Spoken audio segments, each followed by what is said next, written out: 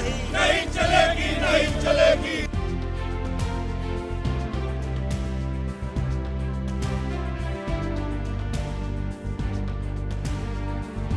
देश में यूजीसी के नए नियमों को लेकर चल रहे विरोध के बीच सुप्रीम कोर्ट में एक बेहद अहम सुनवाई हुई।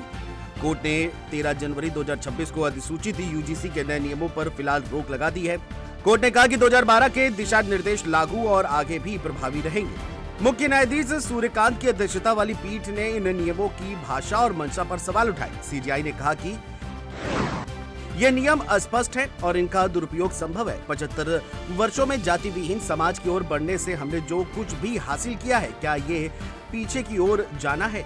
हमें जाति विहीन समाज की ओर बढ़ना चाहिए। साथ ही प्रभावित लोगों की सुरक्षा के लिए कोई प्रभावी तंत्र भी होना चाहिए। भारत की एकता हमारे शैक्षणिक संस्थानों में झलकनी चाहिए। विश्वविद्यालय, स्कूल और कॉलेज अलग थलग नहीं रह सकते। पूरे समाज का क्या होगा अगर कैंपस में ऐसा होता है, तो कैंपस के बाहर लोग कैसा व्यवहार करेंगे?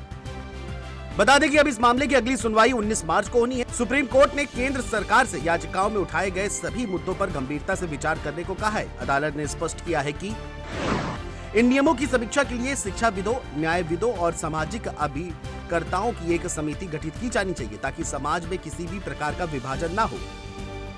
बता दें कि कोर्ट के इस फैसले के बाद फिलहाल यूजीसी के नए नियम ठंडे बस्ते में चले गए। अब जब तक विशेषज्ञों की समिति इसकी समीक्षा नहीं करती और केंद्र अपना जवाब दाखिल नहीं करता, तब तक 2012 वाले पुराने नियम ही प्रभावी बने रहेंगे।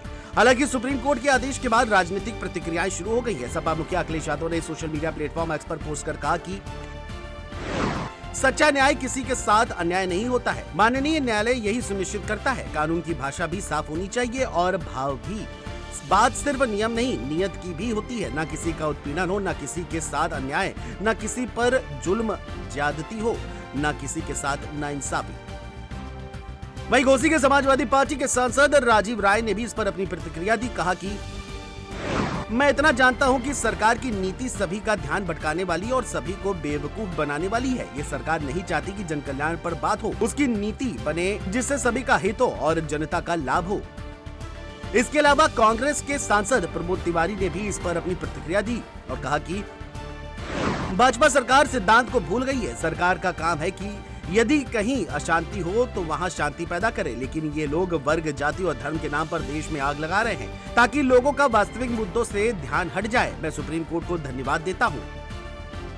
बहरहाल अब देखने वाली बात यह होगी कि क्या 19 मार्च की सुनवाई के बाद इसमें कुछ बड़ा बदलाव होगा या उससे पहले दूसरा पक्ष सड़कों पर उतरेगा। फिलहाल सुप्रीम कोर्ट के आदेश से स्थिति शांत है, लेकिन ये कब तक रहती है, ये देखने वाली बात होगी। Desk report, JMT news.